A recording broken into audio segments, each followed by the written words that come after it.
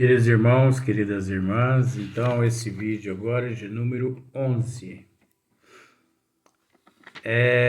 Caráter da revelação espírita, capítulo 1, a Gênese, né? Agora nós vamos para a questão de número 5.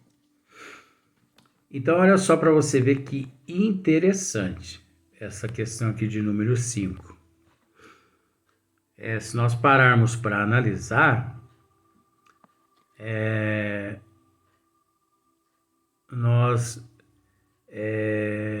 estamos assim numa sequência. Aí você pode me perguntar, mas de que forma essa sequência?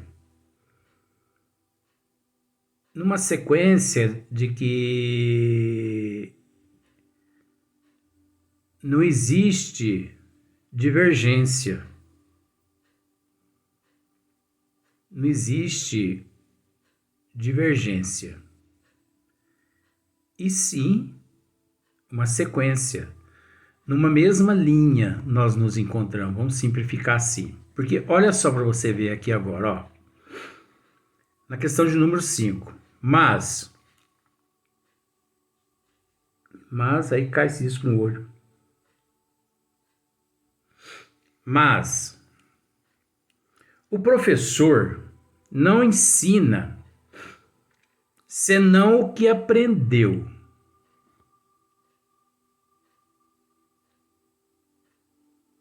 Isso é relativo, mas nós respeitamos, porque é relativo também. Por que é relativo? Porque existem muitos professores que também são gênios ocultos, que também foram descobertos pelos professores, eles quando em sala de aula, quando criança, quando alunos. Porque nós temos que dizer, com todo respeito, que os professores também são, de certa forma, cientistas. De certa forma, são cientistas.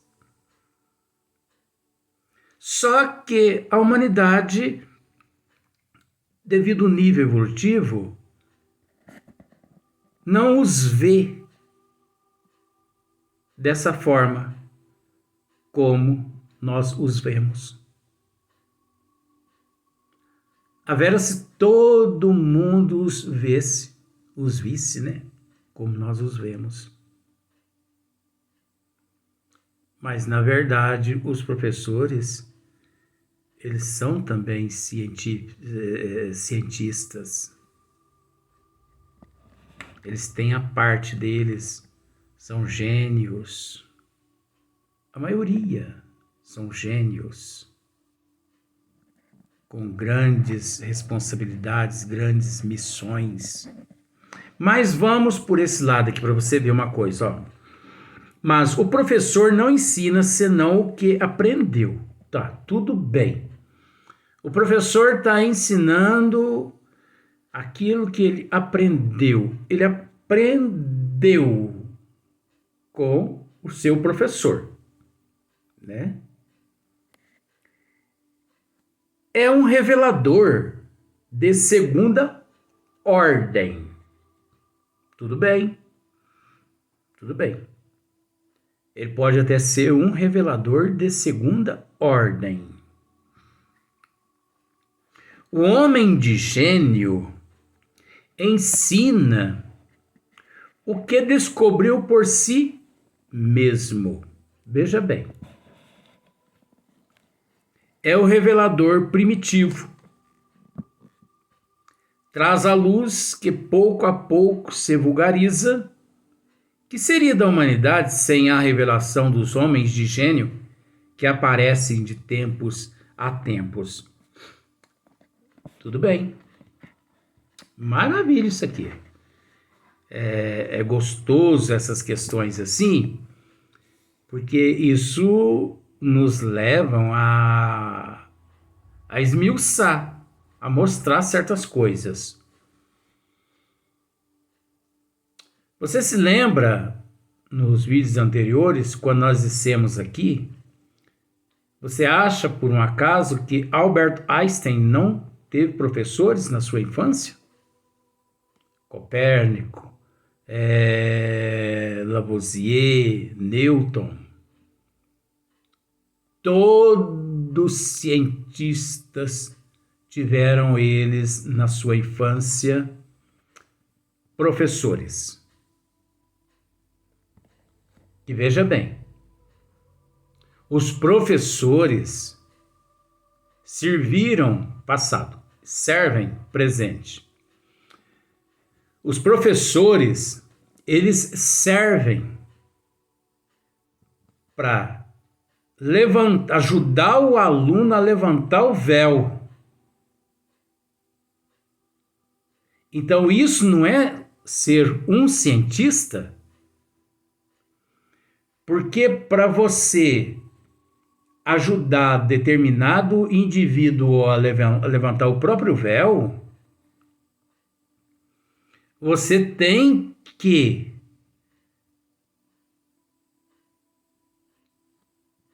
sutilmente, ou melhor, imperceptivelmente, você tem que conhecer causa e efeito. Agora eu te pergunto, quem conhece causa e efeito?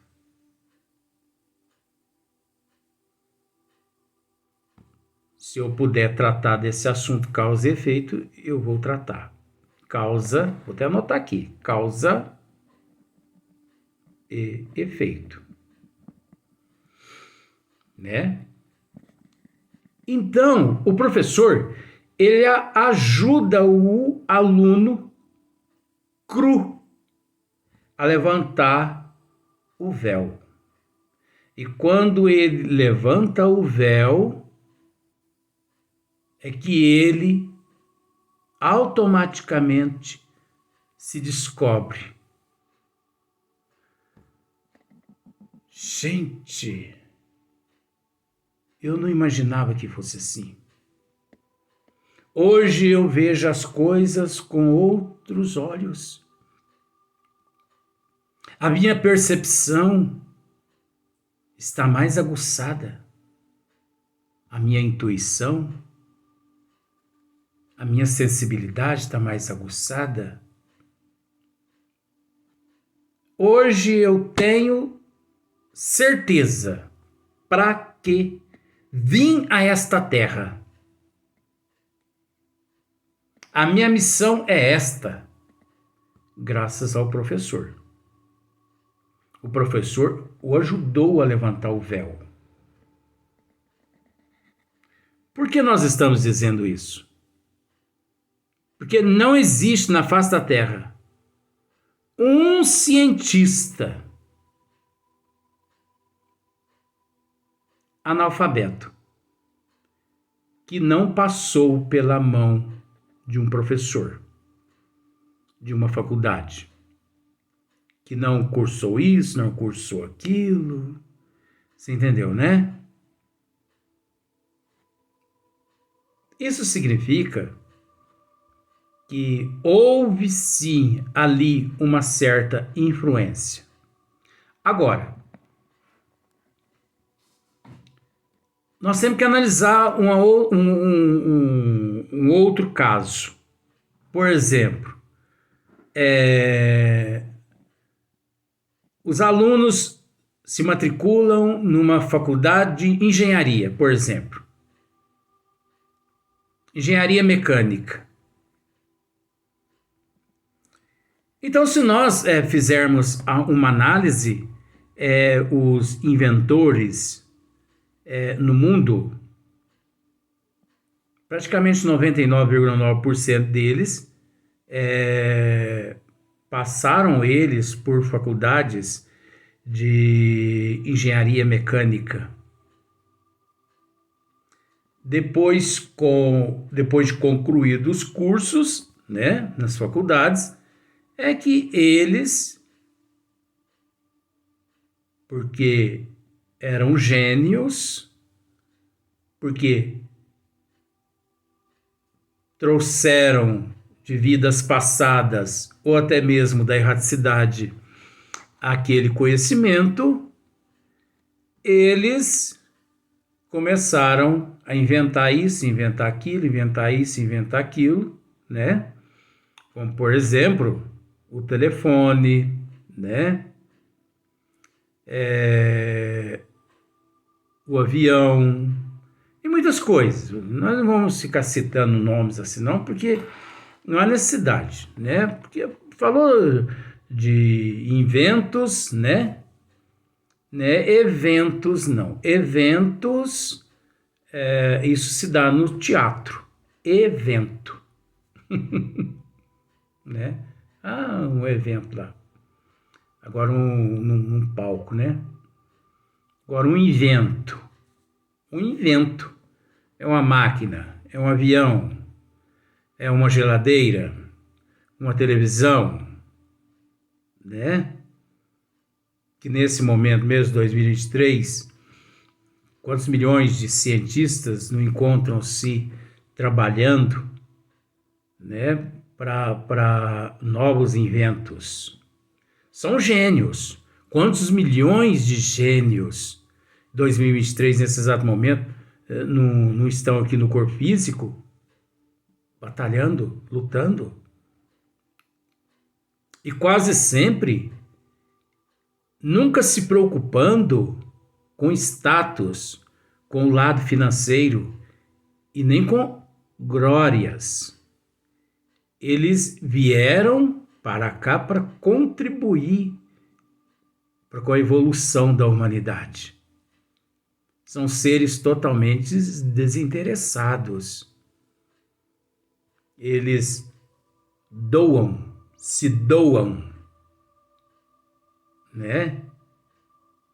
Então, não me lembro agora, mas teve um cientista aí que ele inventou mais de 2.000 itens. Mais de 2.000 itens. Tesla, por exemplo, mesmo.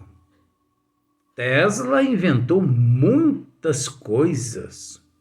Graham Bell mesmo inventou muitas coisas. Newton. Então, são gênios. Quem somos nós para poder dizer isso? Não tiramos esse mérito deles de gênios. Quem somos nós para dizer isso? De forma alguma, isso que é um estudo, é um pequenininho estudo que leva a gente a raciocinar, mas é de extrema importância isso, entender que esses cientistas, esses inventores, eles tiveram uma grande contribuição de uma participação lá na infância com outros grandes cientistas cujo o nome nós os classificamos como professores. Porque o meio influencia, sim. O meio influencia. Por isso que nós não podemos dizer, como comentei nos vídeos anteriores, um jornalista aí que disse que Allan Kardec foi o inventor do espiritismo. Coitadinho. Pai, perdoe, não sabe. Eu não sabia o que estava dizendo naquela hora lá. O inventor. O criador. Que é isso? Kardec não foi o inventor do espiritismo. Kardec não foi o criador do espiritismo. As pessoas têm que raciocinar. E sim o compilador. Aquele que compilou, o Consolador, prometido por nosso Senhor Jesus Cristo, aquilo que já tinha sido prometido por nosso Senhor Jesus Cristo. Mas nós não vamos entrar nessa questão agora, porque não cabe isso agora ainda. Entrar nessa questão agora é desviar-se do tema. Olha só para você ver como nós temos que estar compenetrado. Nós não podemos tratar essa questão agora, que encontra-se lá na 20ª página, aqui na primeira página. Então, o professor não ensina senão o que aprendeu, mas o professor não ensina senão aquilo que aprendeu. É um revelador de segunda ordem. Olha só para você ver. É um revelador de segunda ordem. Concordamos nessa questão de revelador de segunda ordem, porque como nós o classificamos, que ele pega o aluno e ele ajuda o aluno a levantar o véu. Aí o aluno mesmo, né, se descobre. Então, o homem de gênio ensina o que descobriu por si mesmo. Veja bem, o homem de gênio ensina o que descobriu por si mesmo, tá? Mas nós não podemos nos esquecer que antes do homem de gênio ensinar o que descobriu por si mesmo, ele teve um grande colaborador em sua existência, que é o professor, um revelador de segunda ordem, em primeira instância. Primeiro o professor, que é um revelador de segunda ordem, que passou-se pela vida do gênio.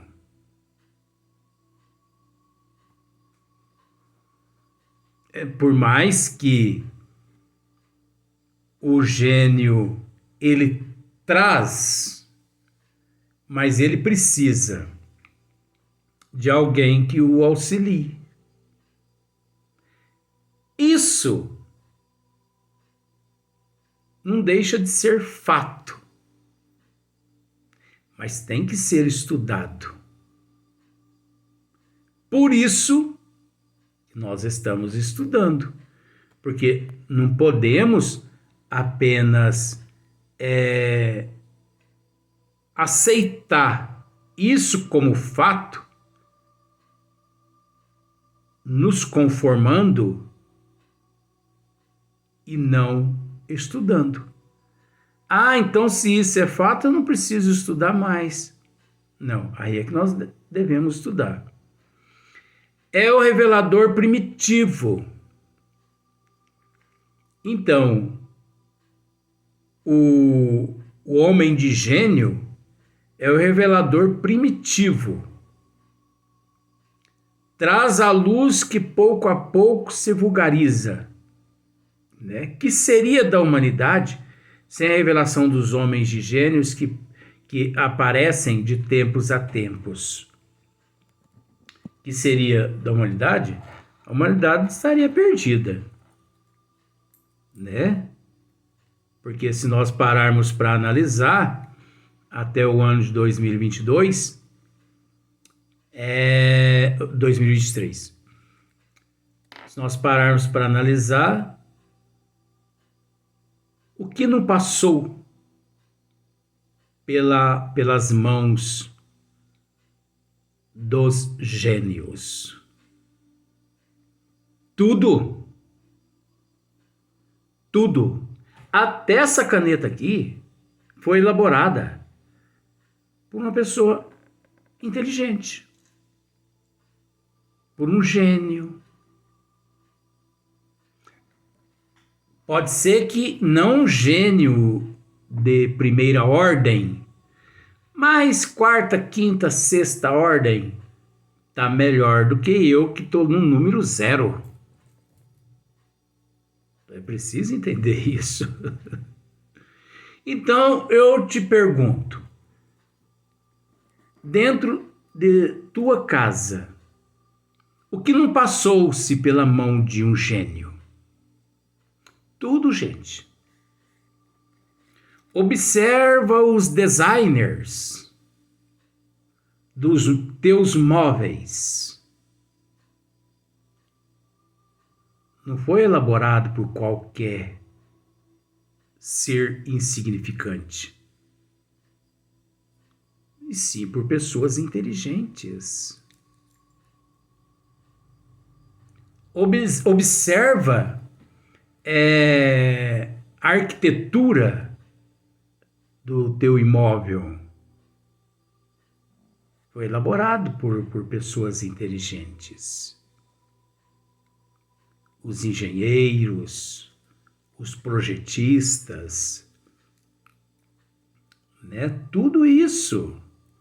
Você também, as tuas sugestões, as tuas opiniões, todo mundo contribui. Ah, mas Graham Bell, Tesla, esses seres foram, assim, usando esse termo, foram os mais importantes no mundo. Ué, eu não os vejo como os mais importantes. Isso no particular, eu não os vejo. E sim, eu os vejo como seres que, designados para cá, foram a contribuir com os gênios menores que aqui já se encontravam. Porque você há de entender comigo que uma gororoba que você faz nasce da tua cabeça. Gororoba, Luiz, que isso? Gororoba é uma comida. É uma gororoba. Gororoba é uma comida. Você entendeu? Você mistura arroz, feijão, abóbora, chuchu, tudo numa panela, esquenta. Não tem coisa mais gostosa. Isso a gente chama de gororoba. Você também é um gênio, né? Você também faz parte dos gênios. Ora, você criou um prato de gororoba que não é menos importante do que o telefone e do que o rádio e por aí em diante, do que a televisão. Porque se você não se alimenta, você não vai apreciar uma boa música, um bom filme na televisão e assim por diante. Nós estamos tentando explicar isso aqui na psicologia, né? Nós estamos tentando explicar isso aqui na psicologia para mostrar que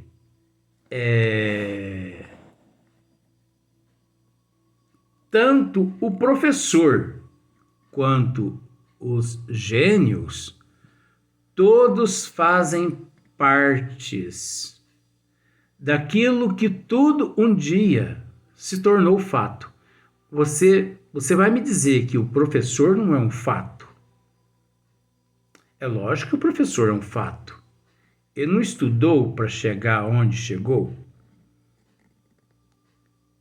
Agora, a matéria em si é que o diferencia. A matéria em si. Então, como Kardec aqui está dizendo, o homem de gênio ensina o que descobriu por si mesmo. É o revelador primitivo. Isso é relativo e também é complexo. Porque é meio que difícil descobrir por si mesmo sem a participação de alguns anteriores, tanto nesta existência quanto nas outras existências, a partir do momento em que tudo faz parte de um só coletivo, né? Eu acho que nós vamos conseguir explicar isso melhor, ou as pessoas vão entender melhor no próximo vídeo.